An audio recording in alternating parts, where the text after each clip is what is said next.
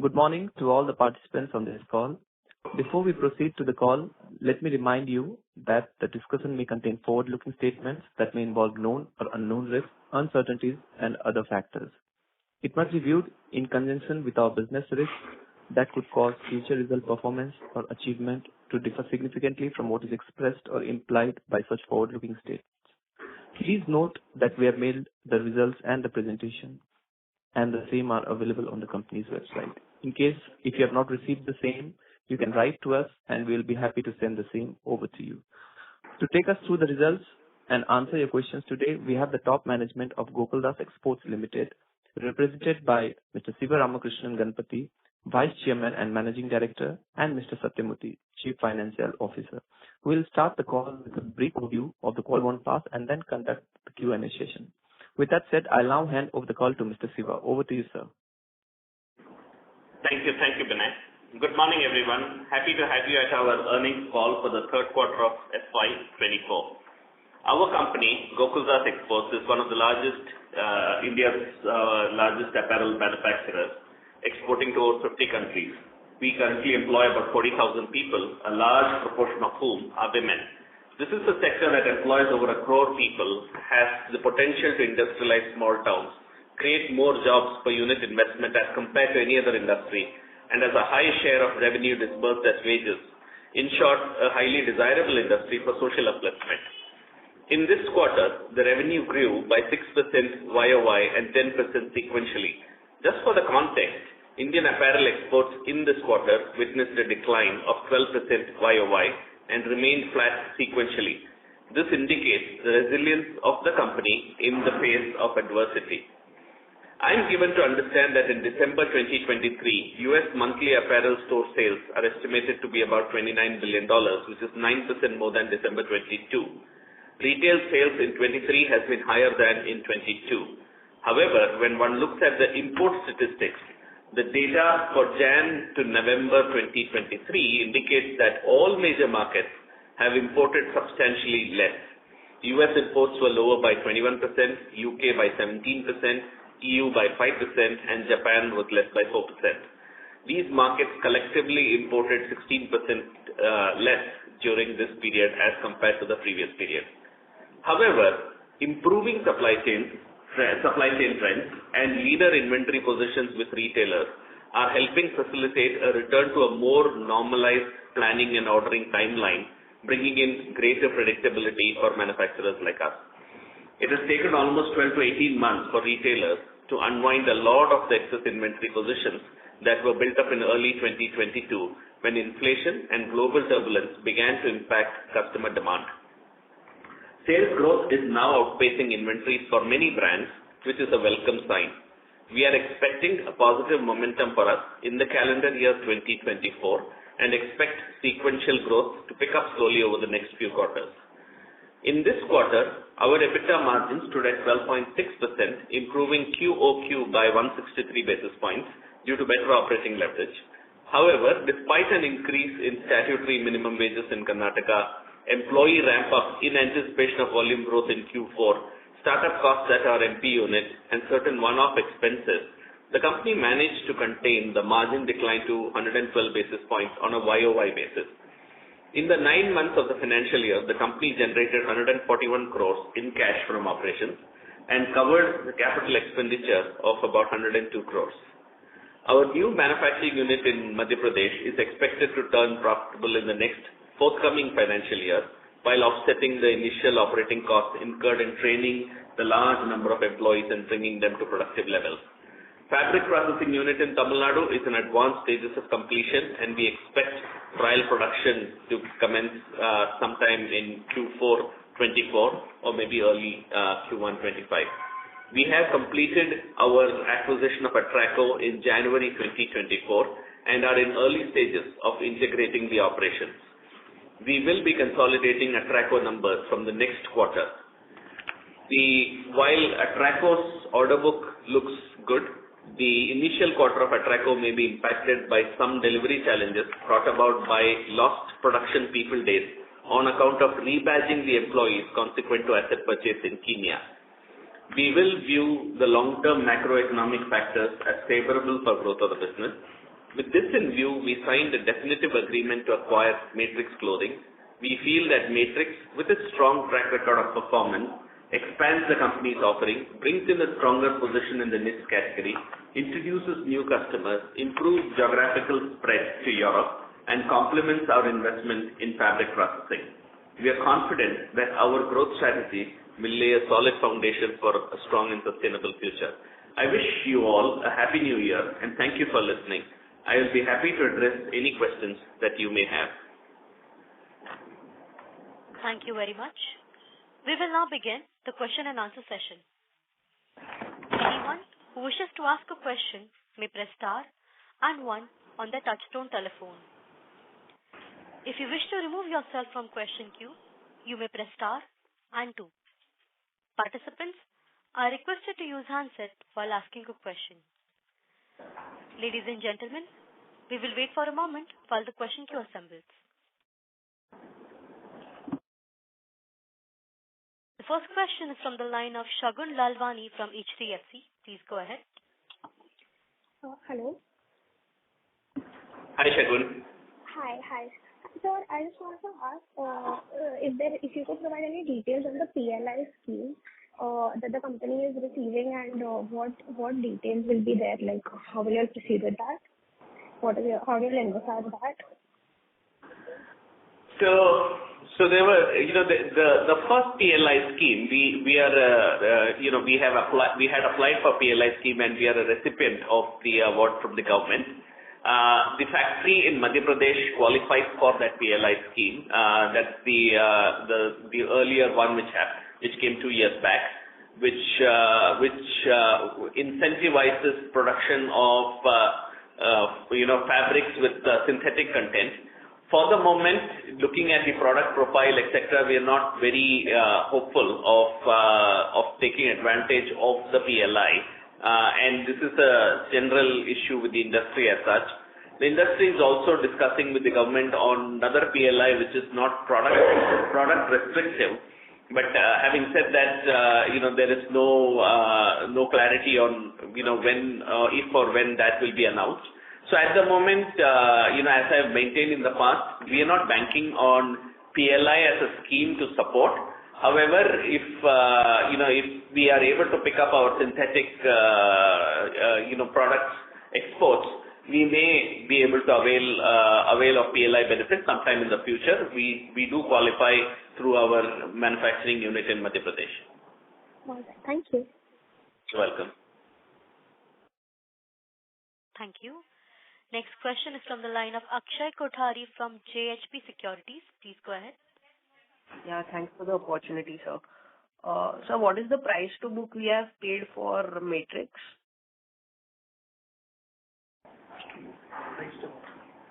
We will get back to you on that. Let's carry on with the questions. I will come back to you. Our CFO will Alternatively, if you can tell me what would be the goodwill amount recognized on Matrix acquisition, either of both. Yeah. See, the amount of the share purchase value is equity value is 334 crores. So the book value in Matrix Designs is about 155 crores. That is represented by the equivalent amount of a debt.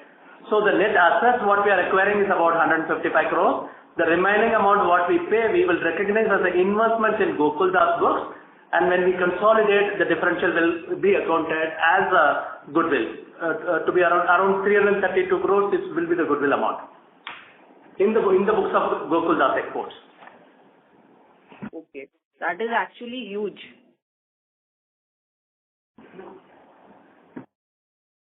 Okay, sir. That's it from my side. Thanks. Thank you.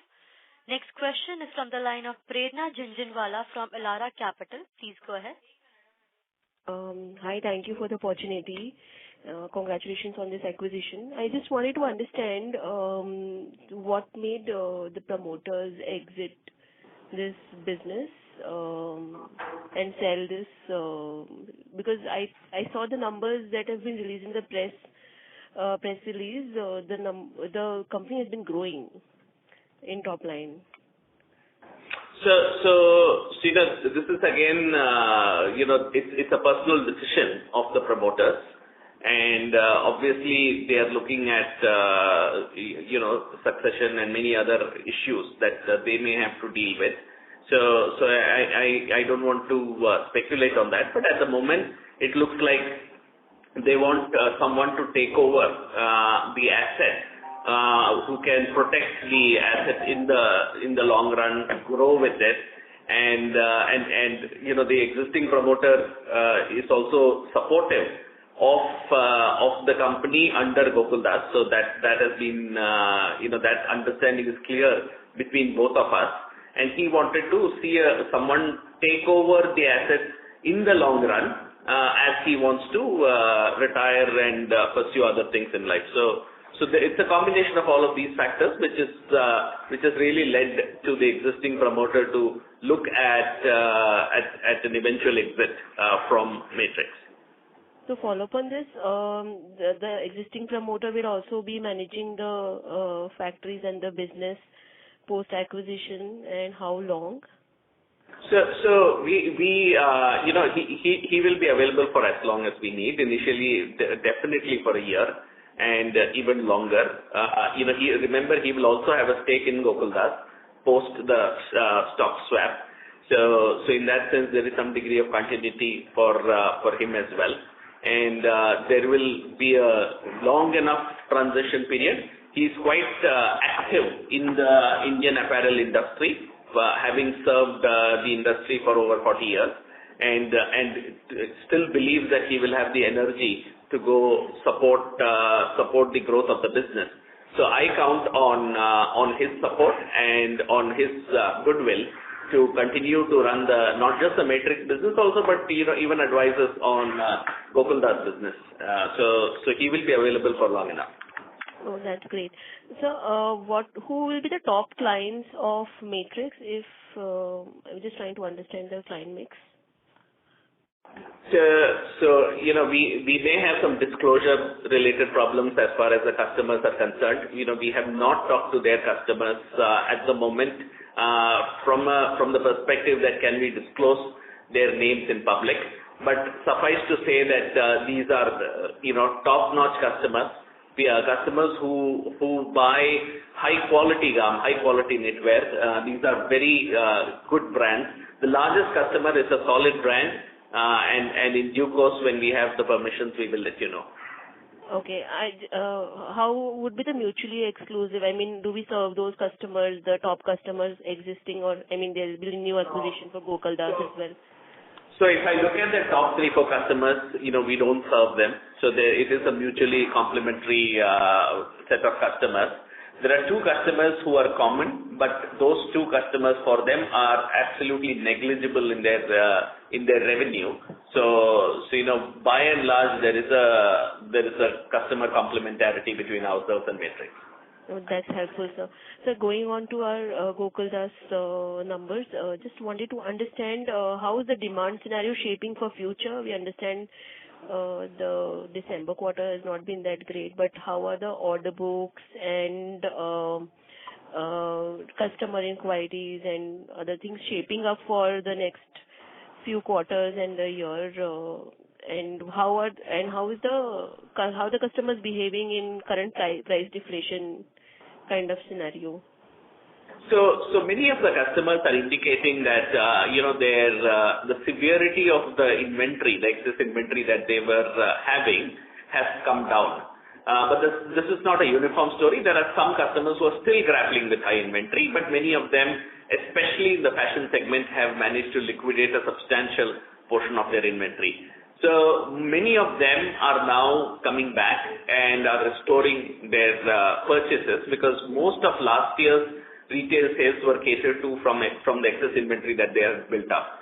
Keep in mind that if I look at the US market last year, the retail sales were up by almost like 4%. When I say last year, I'm talking of calendar year 23. So the retail sales has been fairly good. It was just the inventory which was preventing the brand from buying more. As they have liquidated the inventories, or in the last stages of liquidating their inventories, they're coming back to buy more. So when I look at the prospects for the company in the quarters ahead, we see that there is a reasonably good pickup. And we had indicated about this, much earlier, right, even in the early part of this year. And you saw that in Q3, we've seen this pickup. And that's the reason why revenue YOY is up 6% in this Q3. And I think this trajectory will continue going forward. My sense is that the customers are coming back for more, albeit not all customers, but many customers. And we will see at least, year-on-year, quarter-on-quarter growth going forward. Is there any pricing pressure also that we are facing, because we hear that so many factories are still underutilized and demand has been weak and stuff. So is there any pricing pressure also, or it's not there? Yes, it is there. If you look at India's exports also, in the third quarter was 12% lower than previous year. So obviously there is a capacity demand-supply mismatch. And whenever there is a demand-supply mismatch, it goes against the suppliers like us. So there is pricing pressure. And the only offset to pricing pressure is becoming more and more efficient in how you manufacture and try to, get as much advantage in sourcing of raw materials, in your own manufacturing costs and managing your costs. So we're doing everything in our power to hold our EBITDA margins to realistic, to strong levels. And I think, the pricing pressure will continue for a few more quarters till the situation changes to where the buyers will come back asking for more products. So until then, I anticipate the pricing pressure to remain till at least next spring, which is till next Q3. We may see some easing off as we go forward, but it will still be there. Thank you so much. The last question on volume growth. How much was the volume growth this quarter and in 9 months? One moment.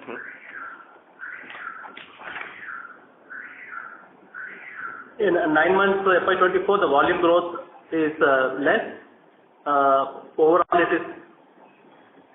the volume growth is almost nil during this 9 months period. And Q3? In Q3, the volume growth is close to 15%. Oh, that's fantastic. Okay. Yeah. Thank you for detailed answers, sir. Thank you so much and all the best. Thank you. Thanks, Prerna. Thank you. Ladies and gentlemen, in order to ensure that the management is able to address questions from all participants in the conference, please limit your question to only 2 questions per participant. Next question is from the line of Saransh Shetty from Summer Wealth. Please go ahead. Do you see Bangladesh as a potential threat in export business in near term? Sir, your voice is not clear, sir. Am I audible? No, we can't hear you. Am I audible? Your voice is echoing. Requesting you to use a handset, please. Okay. So am I audible now or not? With a it's slightly better. Just speak up and speak slowly so that the echo doesn't interfere with your conversation. Sir, do you think Bangladesh has any potential threat in export business? Bangladesh has any potential threat? What is the question? Bangladesh? Any potential threat from Bangladesh? Is the question, is there a potential threat from Bangladesh? Is that the question? Yes, sir. Okay. Bangladesh has seen, I would say no. Yes and no. So Bangladesh has always been a threat in the past because of their low cost of labor and a fairly robust availability of manpower for manufacturing. We found that in December 2023, Bangladesh's wage cost went up by almost 50%. And that has reduced the delta of wages between India and Bangladesh. So for instance, we are currently at about $190, for our labor, and Bangladesh is operating almost at $150. So the gap has come down substantially. Secondly, Bangladesh also has had some, social unrest problems in the run-up to the elections. So brands are also wary of having too much of their capacity being sourced from Bangladesh, that they are looking at alternative locations.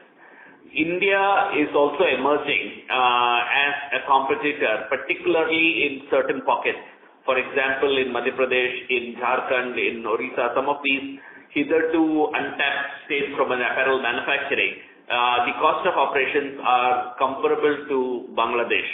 So we would see going forward more competition from India to Bangladesh as well. While I feel that Bangladesh continues to remain competitive, the competitive edge which Bangladesh had over us is actually reducing. Secondly, if India gets into an FTA with UK, and that's been on the anvil for some time, though we haven't seen the light of the day as yet, then we get a level playing field as far as that country is concerned. So currently India goes with 12% duty into UK versus Bangladesh, which goes with 0% duty.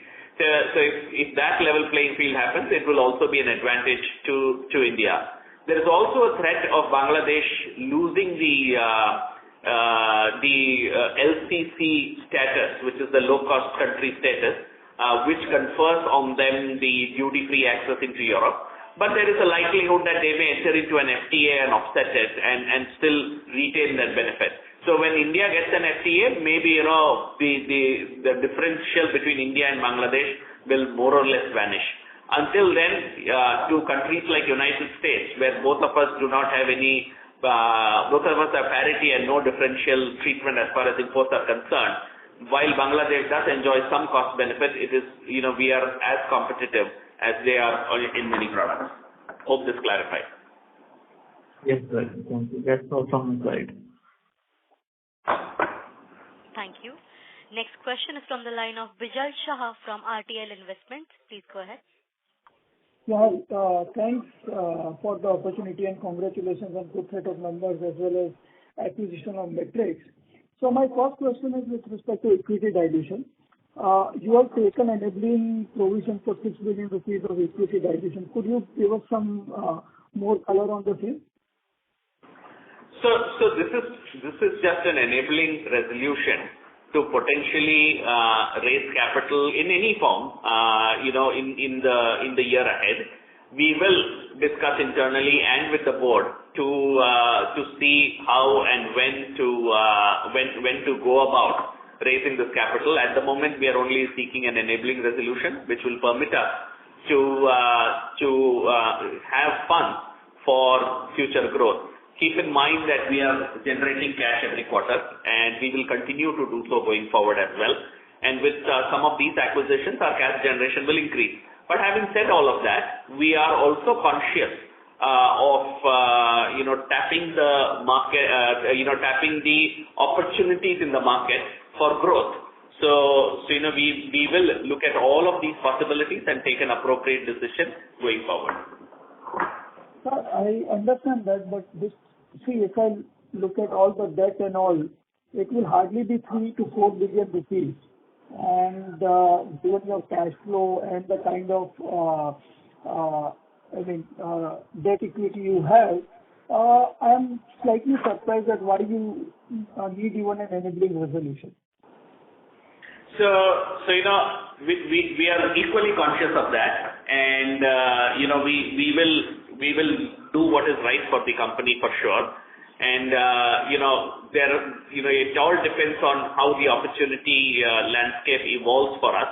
The way we see it, we are at a very interesting time where we see that the most of the challenges for the industry is behind us, and in the next 1 year to 2 years there should be a lot of growth opportunities. We have to prepare ourselves to be ready to take on some of those challenges and press ahead with growth if we want to. So some of these resolutions are with that in mind. Got it, sir. And sir, second question is, as shareholder, we are extremely excited, and what you have done is really incredible. But if I step back and see the thing, there are a lot of things happening. You are ramping up MP, you are having fabric processing plant, then you have acquired capacity in Africa. You are going to Ranchi and all with the new acquisition. And and probably you might even think of Bangladesh. I don't know whether that is on table right now or not. So as such, there are really so many things happening at same point of time. So do you see any challenges coming up in terms of managing this entire probably scale up which you are doing right now? And can we see some hiccups during the time? During the time we really integrate everything efficiently? So it's a very good question and a very pertinent question. Obviously, when we do some of these things, we would have thought of it, and I've thought through most of the issues that you're raising. We will clearly need a strong management bandwidth to run all of these operations, integrate them, and take advantage of some of these acquisitions. One of the principles that we've used for some of these acquisitions are that they are all well-run companies and they're all profitable and they all come with good management to start with. So in many ways, we're adding to the management talent pool of the company through these acquisitions as well. So that is not understood very well when we only talk about numbers. So I'm glad that you asked this question. And it's how do we align all of these management team members to deliver? Even if I don't do any mergers, integrations, drive synergies, etc., all of them are profitable. They're all able to grow on their own. But clearly, we have a plan to bring all of this together. Most of the plans will be set in motion as we speak, and over the next year, we will not be in a terrible hurry, but we will ensure that there is a uniformity in the approach as far as operations are concerned, a single point of connect with all the customers, and a shared sense of purpose across all of these units. So I don't see that as impeding our ability in any which way. It is, on the contrary, it will allow us to propel ourselves forward, as we will also be acquiring a lot more bandwidth in the company through management that we will get from those companies. In addition to that, we are also recruiting and adding management team members at our company level, at very senior levels. This will also be able to help us address some of these acquisition-related management issues. So by and large, it's all going well and going as planned, and we are comfortable and with what we are doing. Keep in mind also that we are acquiring companies which are smaller than us, so and we have studied these companies for a fairly good amount of time. So it's not while the acquisition has happened now, we've been engaging with this company for a long time. So we have a fairly good understanding of how are they run, what are the issues, what are the challenges. So we're not going in trying to discover something new. We have a fairly good idea between ourselves and the new management to as far as the way forward is concerned. Okay, sir, got it. Sir, one last question, if I can squeeze in. Sir, you have talked about that F24 revenue, you will try to meet what you have done in F23. Now only one quarter is left. Do you think that is possible? So again, with the acquisition that we made with Atraco, definitely. On a standalone basis, we may be slightly short of F23 revenue, but with the acquisition at a combined company level, certainly. Sure. Thanks and all the best. Thank you. Thank you. Next question is from the line of Anand S. from Avendus Spark. Please go ahead. Hello. Yes, Anand, please go ahead. Sir, this is Sundar from Avendus Spark. Sundar. Yes, sir. I heard Anand. Yeah, okay. Okay, so this is Raghu from Stein. Thank you, sir. So congrats on your acquisition. Just a few doubts here is that I believe going by the numbers that you've published on Matrix, there is no volume growth left in terms of capability. Because I understand that they have a capacity of about close to 13 million pieces and they're already about 11 million. So what's the growth plan going ahead? Because what do we have any capex in mind? Because this question I would like to extend to Atraco also. Because in both these places, I find growth to be challenging, especially from a volume perspective. What's your take on that, sir? Okay. So answering as far as Atraco is concerned, and then I'll come to Matrix. There is a new unit in Atraco which has got huge capacity to expand, and we will.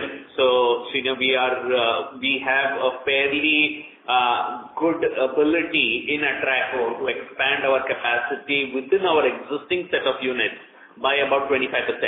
So I don't see growth in Atraco as a challenge. If the business is there and the business volumes also as going forward will be there, we won't have a problem as far as expanding the capacity, as the capability to expand capacity exists.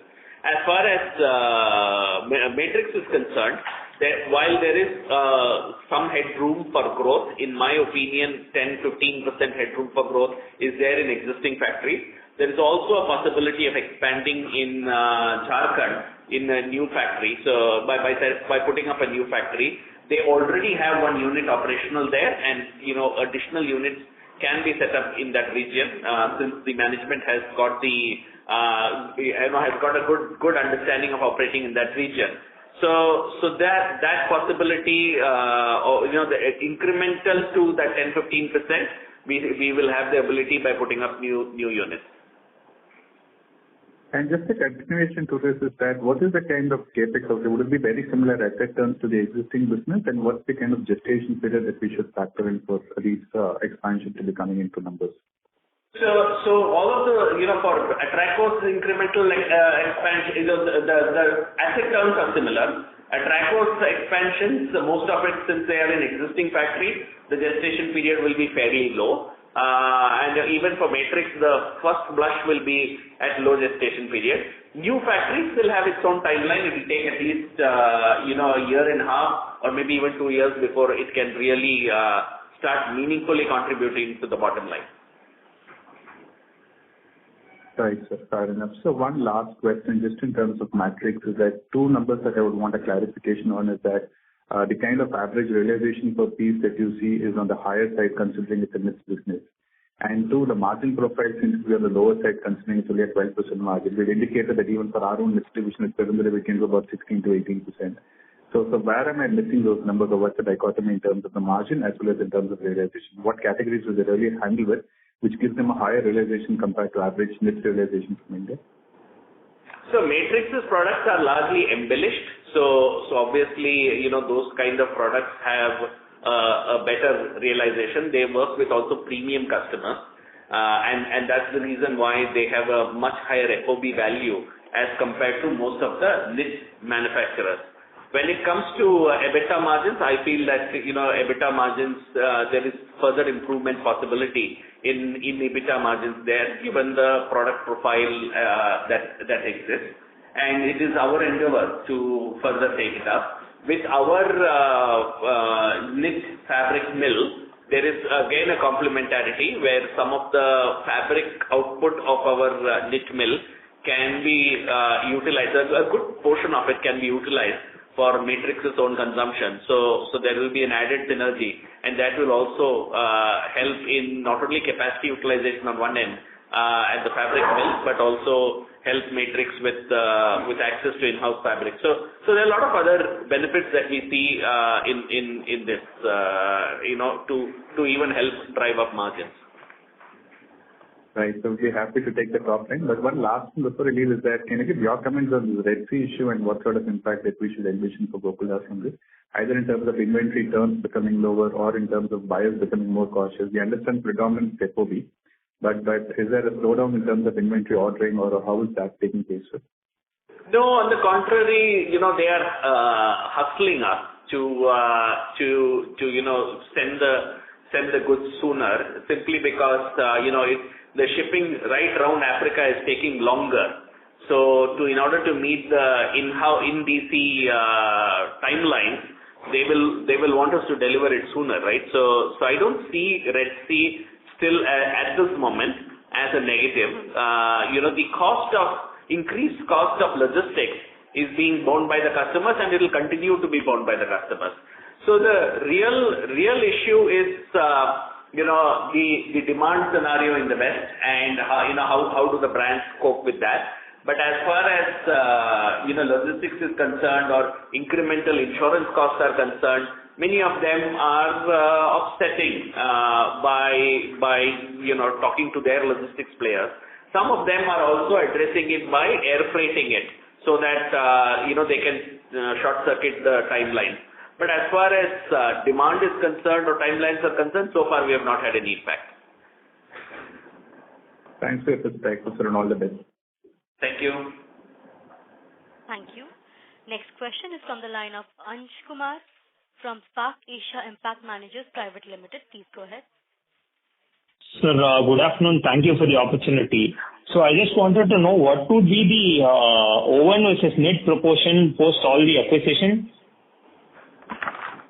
Okay. Just a second. 30%. Knits will be 30%.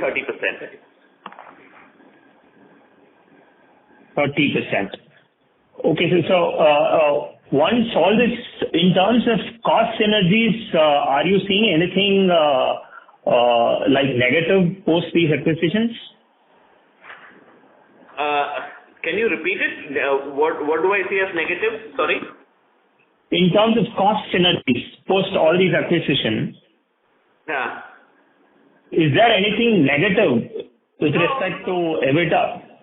No. In fact, I don't see that. Of course, Atraco has a slightly lower EBITDA compared to the Indian units, both ourselves as well as Matrix.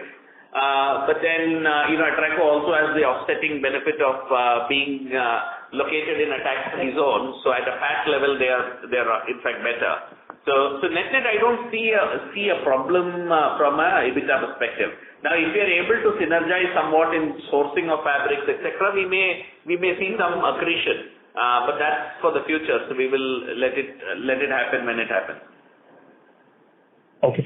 Sir, also on FTA, are you seeing anything like from the government, whether it will materialize before the end of the financial year? Well, this is anybody's guess. We can't speculate on it. What we've heard last is that both the governments are sincerely working on it. We do not know, if and when it will happen because it's been taking a long time. And both the governments will have to, comprehensively negotiate all the little aspects which form part of the FTA. So really, we are not in control of it. We are not fully privy to all the goings on. We are hopeful that it will happen, but we will have to leave it at that for now. Thank you, sir. Thank you for the opportunity. Sure. Thank you. Next question is from the line of Nishit Shah from Ambika FinCap Consultant Private Limited. Please go ahead. Well, most of my questions have been answered, but congratulations on a very good set of numbers and a very good acquisition, Shiva, and your team. Thank you. Thank you, Nishit. Thank you very much, and all the best. Thank you. Thank you. Next question is from the line of Vikas Jain from Equirus. Please go ahead. Yes, thank you for the opportunity. Sir, you in your opening remarks, you mentioned you made some comments with respect to the near-term workings on the Atraco. Can you just repeat that, please? So when we acquired Atraco, which happened in January, we did an asset purchase in Kenya. So when you do an asset purchase, all the existing employees of the entity had to resign from the erstwhile company and then rejoin us as a new entity which we had created. So during that period, there was a disruption to production because there was a time period between these two. So there was some lost production man days. And because of this, and the unit has all the Atraco units are running at peak chock-a-block capacity utilization. The lost capacity resulted in some degree of air freighting that we will have to do. So we are all estimating the cost, because the buyer delivery dates don't change, but this had to be done as a one-time consequent to asset purchase model that we chose to implement there rather than buy it as a going concern. We didn't want any previous liabilities to be inherited. So it's just a one-time acquisition related challenge that we consciously chose to adopt. Lost some production days, significant number of production days at that point in time. It's behind us, but nevertheless, it will have some degree of impact, but it will be restricted to this one quarter. Got it, sir. So that impact will be limited to this quarter itself, right? It won't be carried out further. Correct. Right. So the second question is with respect to the MP unit. I believe that we started the production in the MP unit in last quarter. Can you state what are the current utilization levels there? Current Utilization in MP. Current utilization in MP. Okay. So utilization has two parts to it. One is utilization with respect to the current manpower or utilization with respect to the factory's potential capacity. If I look at the utilization with respect to the factory's potential capacity, then we are at, just bear with me for a moment. We are about 35% of the factory's full potential capacity. So that is because the manpower is still being added and the manpower's productivity is also growing. So from this 35% cap utilization with respect to its full potential, we will be reaching that full potential in the next 3 or 4 quarters. Hopefully sooner. We are working on that. And the productivity also has to catch up. So somewhere in 25, FY25, we should be accomplishing all of this, and the factory should really be working to its full capacity, full potential by the last quarter of FY25 for sure. Right. So in that light, so on a year-on-year comparison of our revenues, even if we exclude the MP units contribution, the performance looks broadly weak in terms of the existing installed capacities. This is predominantly with respect to the weak or some softness in the demand. Is that the correct understanding? So there are a few things here. If you look at the current performance versus last year's performance, and if you remove MP, then it's coming, a slightly lower in terms of EBITDA margin. And one of the reasons is that we've had a fairly substantial growth in minimum wage in Karnataka, where bulk of our operations are. So the wages have gone up this year versus last year by almost 9%. So that itself has a 2% impact as a percentage of revenue. A good portion of that we have offset it by improved productivity, but we have not recovered all of that. One of the reasons is because we are also facing enormous price pressure from the brand, given that there is a demand-supply mismatch. So we are not able to offset it by pushing back on pricing. That's one aspect. Second, because of the particularly low demand situation that we are in, we are not able to get all the product types that we want. So sometimes we have to adjust it to what is the product types that are available in the market to continue to grow. So the product mix changes are very, very frequent these days in the units, which also impacts the efficiency growth that we are driving. So there is a lot of operating level issues that we are contending with given the current market situation. I expect this to stabilize in the quarters ahead, but while it is going on, we can't let lose sight of growth or lose sight of opportunities, and we'll have to deal with some of these operating challenges in the larger interest of growth of the company. And we have been doing an admirable job given all of this, that we have not dropped the ball as far as the profitability is concerned. Definitely. So one last question. In one of the participants' answer, you mentioned the amount of goodwill. Can you please reiterate how the calculation for that amount, please? for the Matrix acquisition? For the Matrix, the equity value is 333 crores. So when we make the paper, that will go to the shareholders of Matrix Designs India Private Limited. The amount, as far as in MTPL, the value what is there is about 155 crores. That is represented by a debt.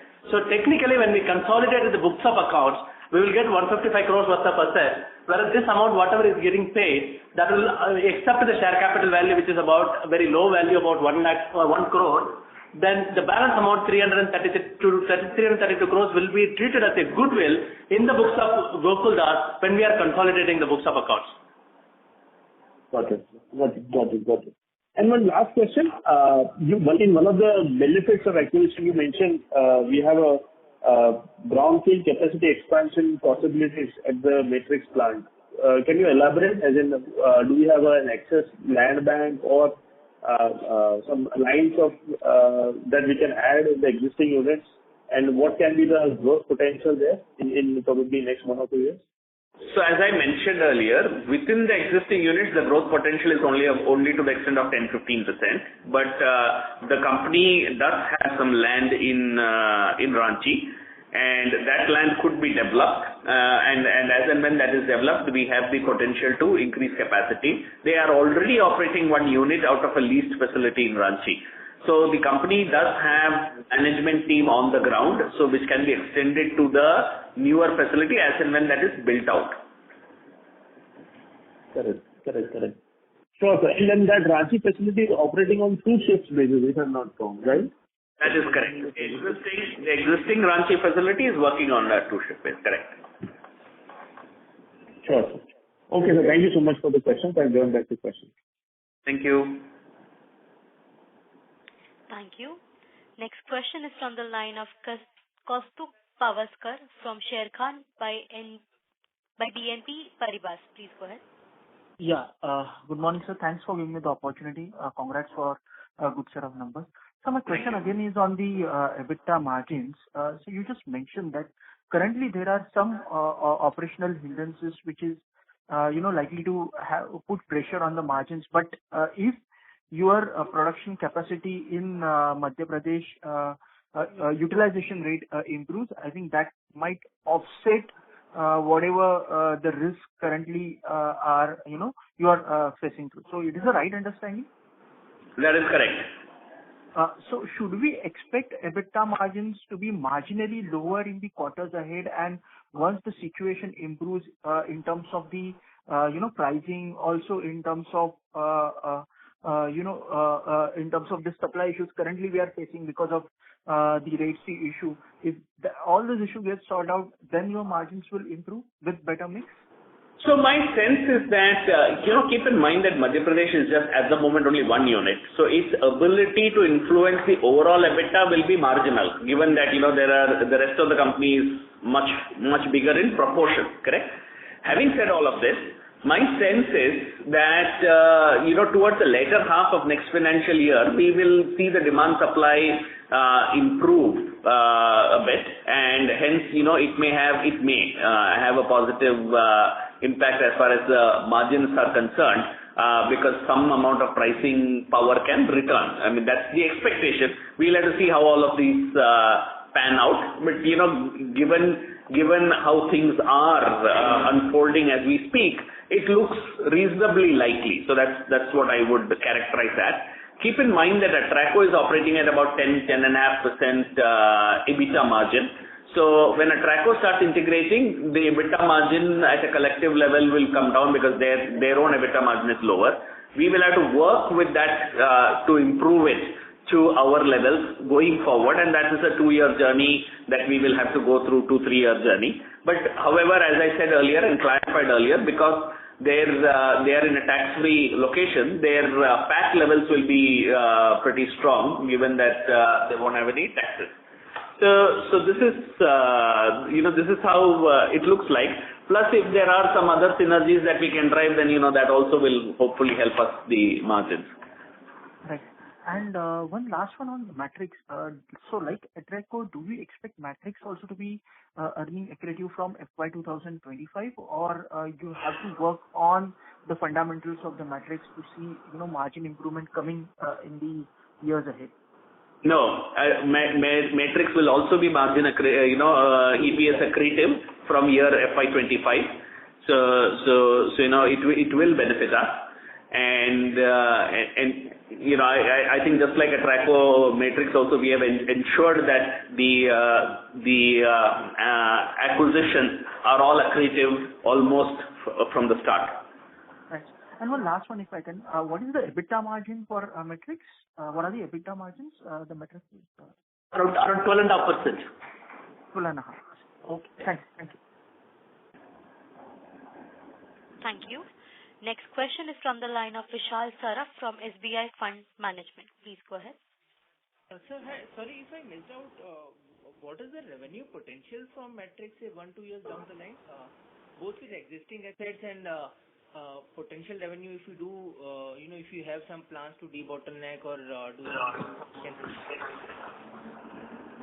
So, we as I said about, if you look at the long-term revenue potential, it all depends on how much of capacity we put up in Ranchi and other places, right? And so at the moment, 10 to 15% we can unlock out of Matrix right off the bat. When I say right off the bat, in a year or two.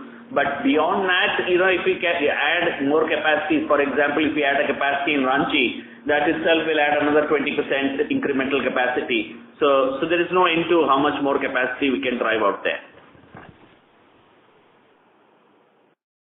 Okay. And this 10-15% over the last year's number that has published, is it? This 5%? No, so 10-15%. So this year their revenue has dropped. When I say this year, I am talking of FY24. Their revenue is lower than that of last year, though they have they've improved their margins a bit this year as compared to last year, profit margins. But so I'm looking at it from current levels. But I think by and large that 10-15% when I'm talking about it, maybe 10% over last year or so.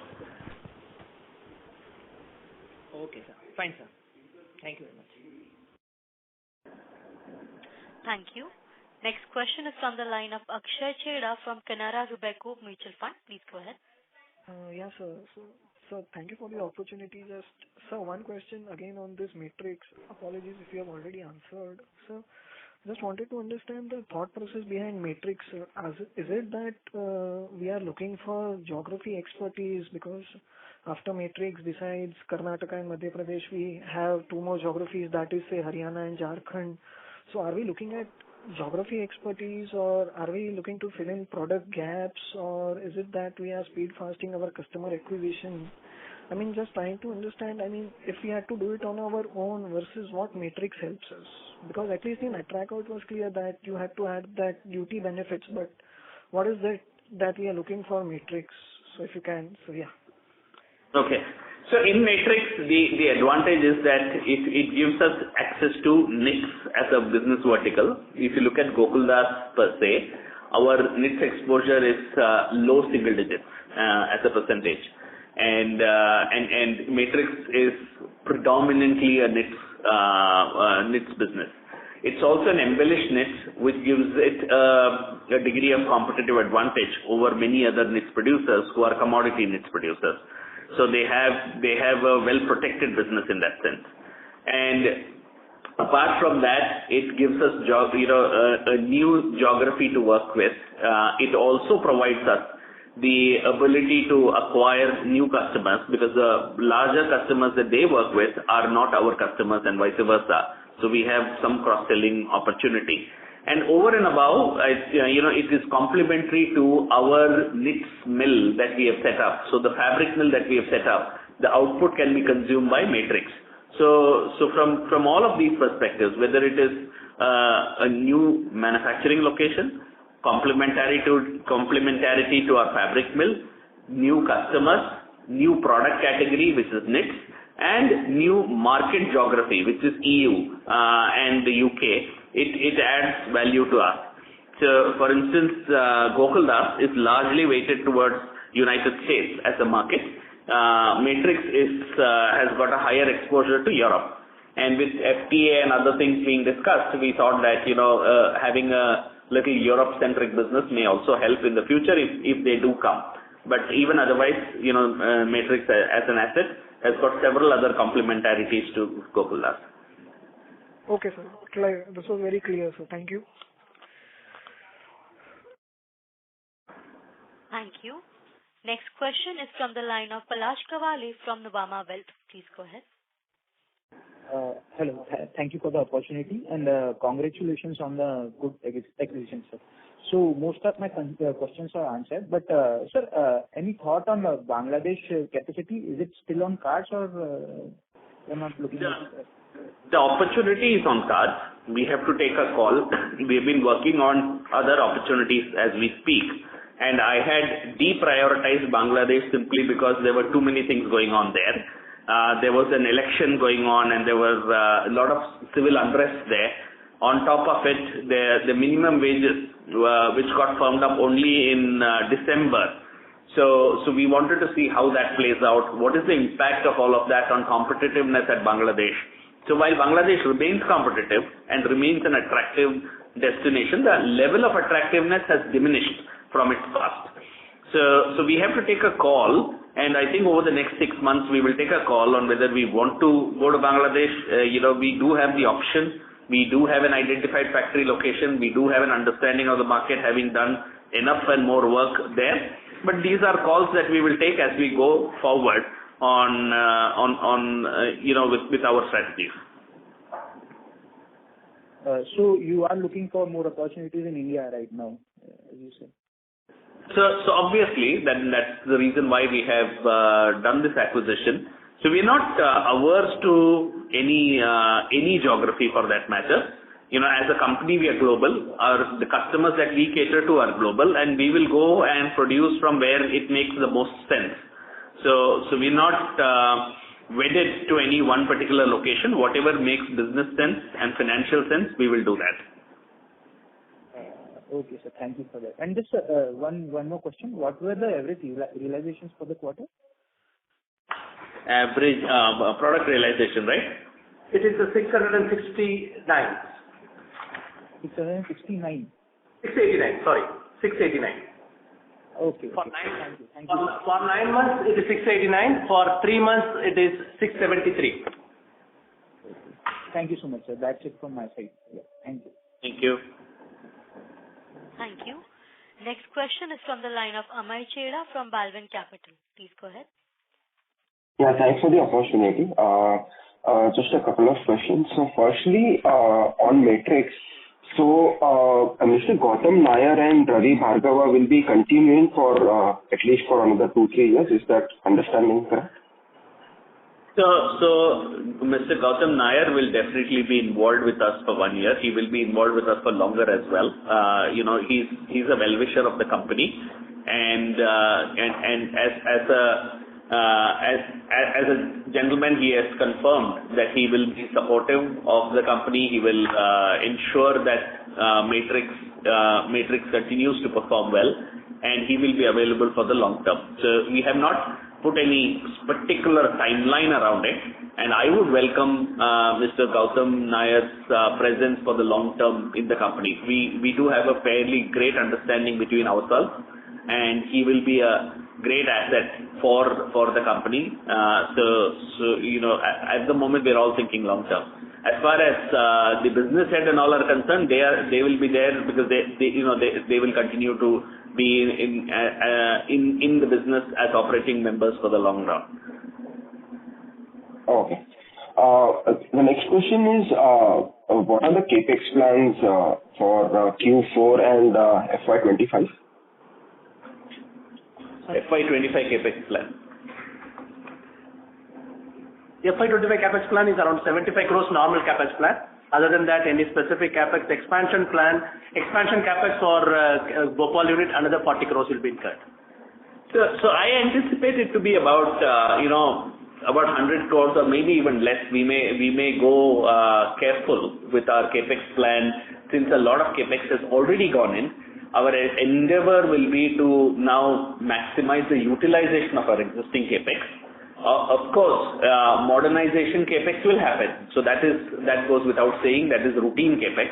But other than that, adding new factories, etc., we will go, we will be going slow on it because we will have enough capacity to work with as we speak. Okay, so 40 crores for Bhopal and another maybe 55-60 crores for normal maintenance capex, so approximately 100 crores. Correct. Yes. Right, and for H2 of this year, because first half we did around 70-75 crores, right? For H2, how much capex? I think we have already done 102 crores up to 9 months. We are planning to spend another 43 crores, of which almost around 30 crores are committed already. Okay, understood. And the last question is, the increase in other expenses in this quarter was mainly because of Atraco, right? Partially Atraco and partially we had to, as per the part of provisioning, if any receivables which is not received beyond 1 year, we may have to provide as a policy. So we provided about 2.7 crores as a provision, but otherwise, as and when it is realized, it will be accounted as income. This is one of the surplus garments which has been sold to over the customer-nominated vendor. There has been a challenge because of the vendor is not able to liquidate it and he is seeking some more time to really settle that. And that is the reason, as per the policy we have provided, and that's also contributing, and that is also part of that incremental expense in the other expenses. So some of it is all, acquisition-related legal expenses. 2.7 crore is provision for doubtful debt. We have also seen electricity charges go in Karnataka. Recently, there was a steep rise in electricity bills. So a portion of that is there. So, I think 2.7 is one-off. Barring that, it's normal. So, can you quantify what was the increase in electricity charges and the expenses relating to Atraco? The Atraco expenses is about 1.5 crores approximately, and the increase in power cost is 5%. That's about close to 1 crore. Okay, thank you so much. Thank you. Next question is from the line of Pulkit Singhal from Dalmus Capital Management. Please go ahead. Thank you for the opportunity. My question is largely in relation to your acquisition strategy. I mean, if I look at it over the next 3 years, the first part is how regular will be acquisitions, given that you're also looking for a QIP of almost 600 crores. So, is this going to be now a more regular feature, and therefore, is it fair to assume that a larger chunk of incremental capex, that is augmenting of capacity, will happen through the acquisition route, while the existing growth can happen to the extent of 10-15%, but a larger chunk of augmenting of capacities will be through this route? That is the first part. Okay. So very difficult to answer this, Pulkit. We are open-minded about means of growth. What we are clear is that we would look at the best possible way to grow.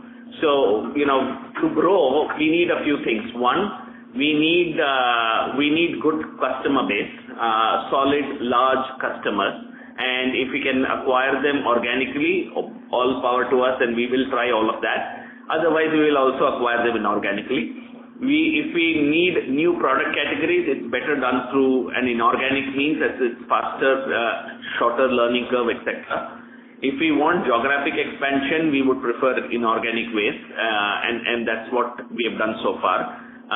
So we're not deprioritizing organic growth. I am a much larger believer in organic growth over inorganic growth. Having said that, inorganic growth are also opportunistic, and we will be careful in what we will acquire.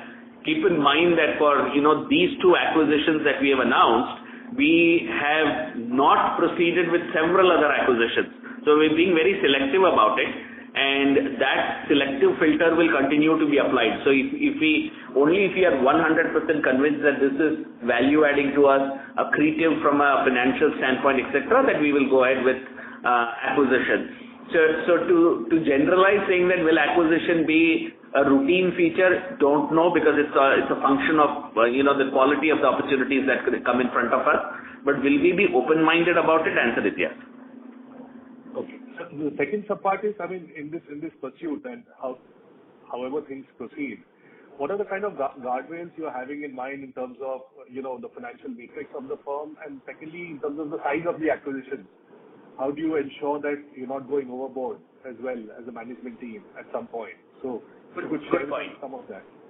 Good point. So our guardrails are that we should be able to have a fairly good understanding of the business that we are acquiring even before we acquire. Second, the acquired entity should be profitable, so that we are not looking at turning them around. Maybe we can improve their profitability, but to begin with, they should be profitable. Third, they should have good quality and pedigree of customers. Fourth, they should be in the business for a reasonable length of time. They are not one of those new startups who have bulked up and are selling. Fifth, it should add either a new geography, new customers, or new product type to us, so that it becomes complementary, and preferably 2 out of the 3 has to be obtained through that.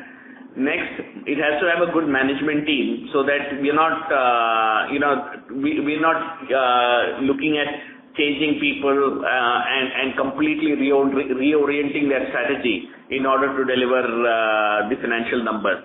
So the filters are pretty strong. And lastly, we also should have the bandwidth to acquire, and that's why we have, so far stuck on companies which are smaller than us, much smaller than us, rather than, even someone at our level, So we've been conscious about the size of the acquisition also.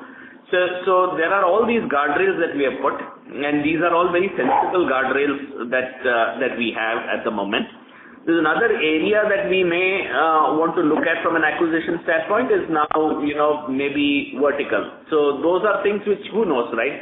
We will all look at as and when the future comes. But for now, with these guardrails and these kind of, acquisition parameters that we have set for ourselves, that is, apparel company, smaller in size, well-run, profitable, complementary customer base, complementary geography, etc., are the kind of parameters that we have defined for ourselves.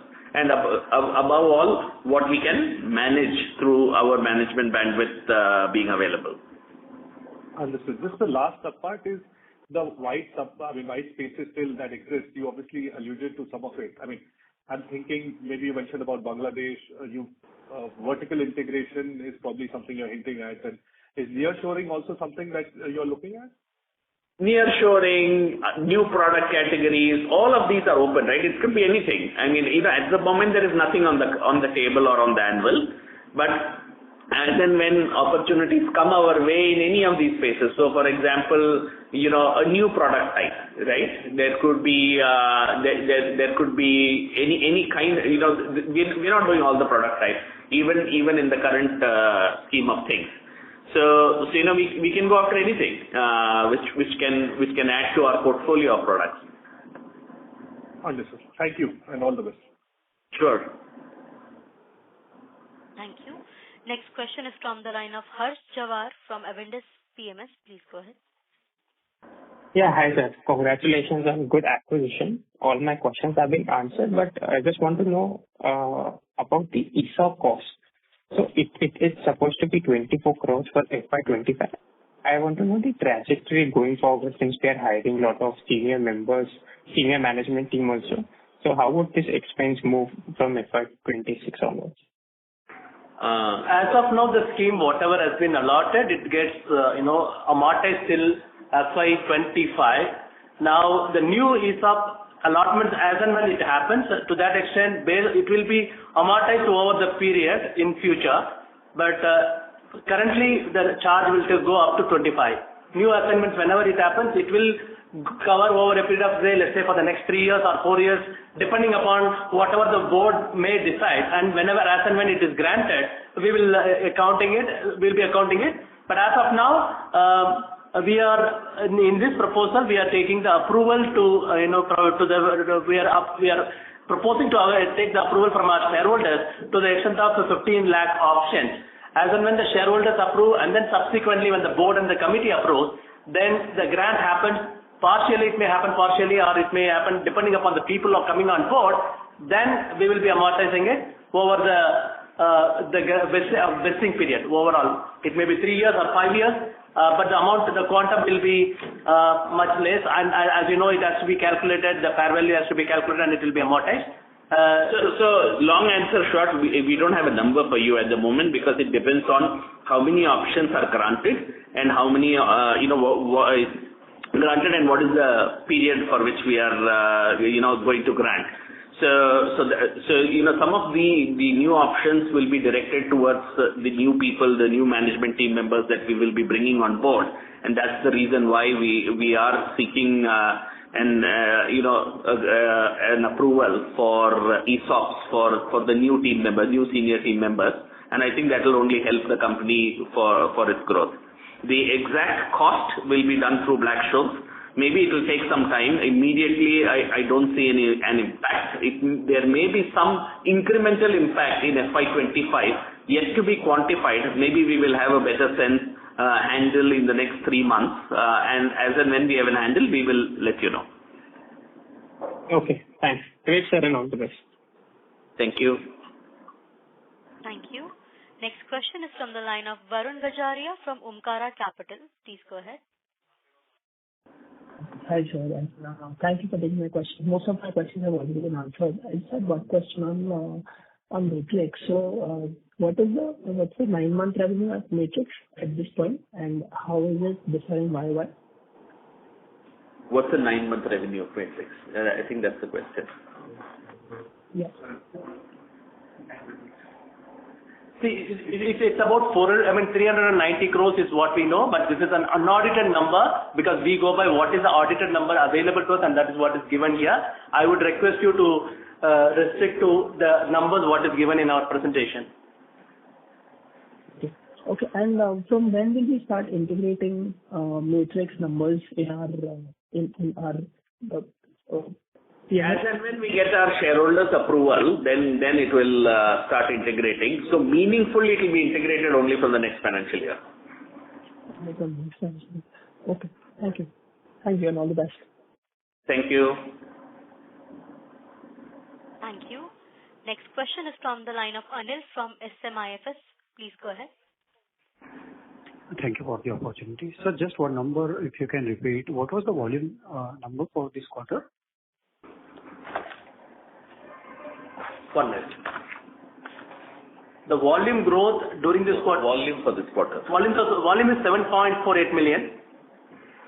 7.48. Yeah. So that amounts to basically 17-18% growth, right? Sorry, 7.58 million. Yes. 7.58. Yeah. Okay. And last year this was, I think, 6.35 million, right? 6.3 million. Right. So that amounts to basically 19% kind of volume growth. I think in the earlier comments you said some 15% kind of growth. Yeah, because we do not really compare only on a piece-to-piece basis. When you look at it at the piece basis, it is around 19%. But we compare actually the number of minutes. That's the real volume we compare because the product, the actual minutes taken for different products varies. So that's why I said 15% based on the actual minutes. What is the volume accretion to us during this period? Okay. No issues, sir. Thank you so much. Thank you. Next question is from the line of Vikas Jain from Equirus. Please go ahead.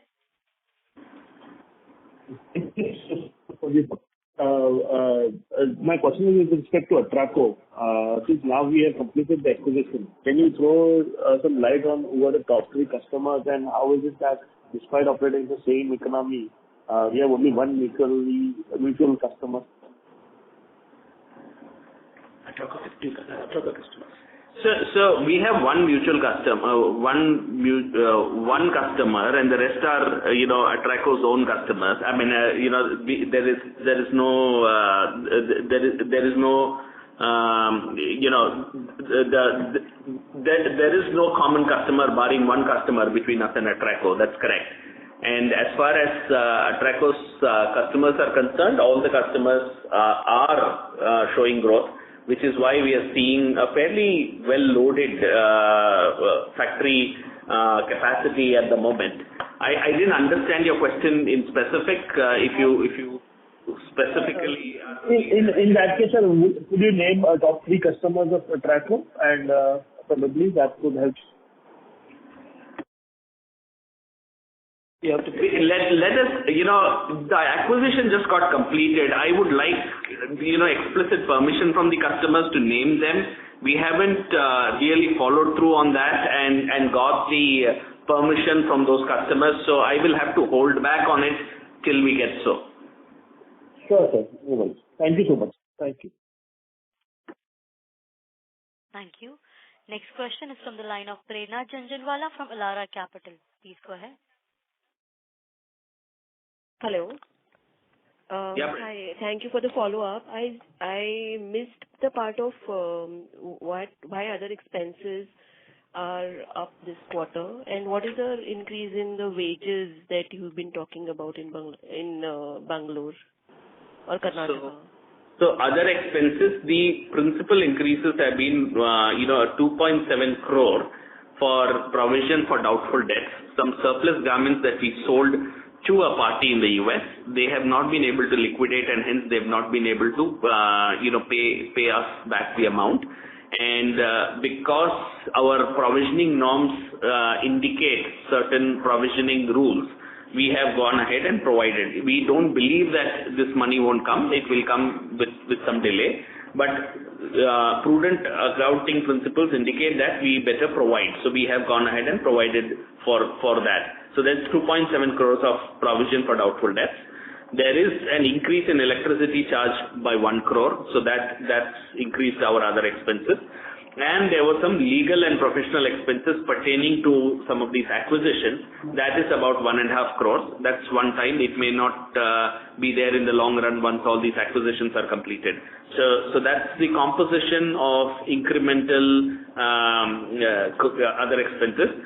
So 2.7 plus 2.7 doubtful debt plus 1.5 crores of legal expenses are one-off expenses. So about 4.2 crores is incremental one-off expenses in this quarter. Okay. And wage inflation, how is that hit? So wage inflation hits us in terms of employee expenses, and we've had we've had about 9% wage increase in Karnataka this year over last year, and that's not fully it won't fully hit us because a portion of it we will recover based on our productivity improvements, etc. But yes, that wage increase is here to stay. Okay. Thank you so much, sir. Thank you for the follow-up. Sure. Thank you. The next question is from the line of Bijal Shah from RTL Investments. Please go ahead. Yeah, thanks for the follow-up. During the discussion, you mentioned that Bangladesh will lose its least developed country status. So is that a certainty or it can change? And if it does lose, then only UK would be an issue for Bangladesh, or even in Europe they will not be able to export duty-free, and that will open up a market, or probably will get a level playing field in Europe also. So it is speculative. At the end, I think that status they have till 2026, if I'm not mistaken. But this needs to be confirmed, and by then there is a possibility that they may extend it for a few more years, or Bangladesh may enter into an FTA. And if they enter into an FTA, they may or may not have the full benefits as of now. So there are a lot of eventualities that can happen out there. So as of now, there is no FTA, but Bangladesh can get into an FTA. Their low cost of manpower is still, an attraction over us. But increasingly, brands are finding that their overexposure to Bangladesh is high, and hence they need to diversify. So that compelling pressure does exist. Okay. Okay, thank you. Thank you. Next question is from the line of Ankit Tatia from Ladder Up Wealth Management. Please go ahead. Thanks for providing this opportunity, sir. I just have a couple of questions. Go ahead. Apologies, ladies and gentlemen. We got disconnected from the line of Ankit.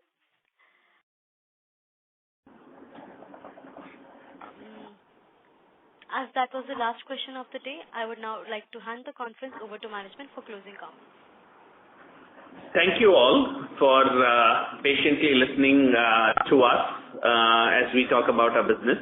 We are working with the full intention of leveraging growth opportunities that come our way.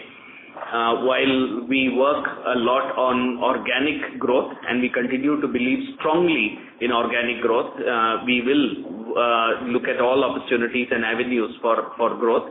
We will be opportunistic when it comes to inorganic growth, and when a good opportunity presents itself to us, we will go for them.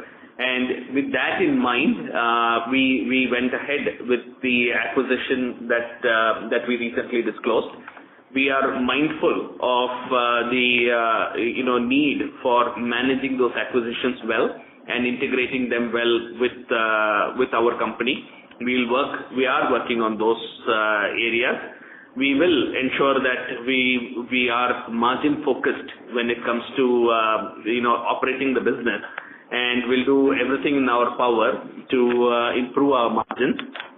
At the moment, given the demand supply mismatch, we find that the ability to nudge up pricing is very, very limited. Costs are going up, so we have to continuously work on newer and newer ways of improving operating margins, and we are doing all of that in our power.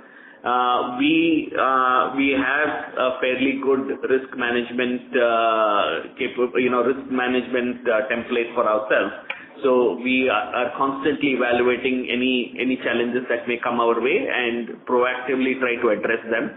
That said, in a global business which is exposed to all kinds of geopolitical risks, there could be many that come our way, and we are equipped to tackle with them from time to time. As a business, I feel that the opportunity for growth out of India, out of Africa continues to be high, and we will see more such opportunities as China becomes expensive, and we will take advantage of all of those to our benefit. We will keep focused on delivering strong results and focusing on our financials as we go forward.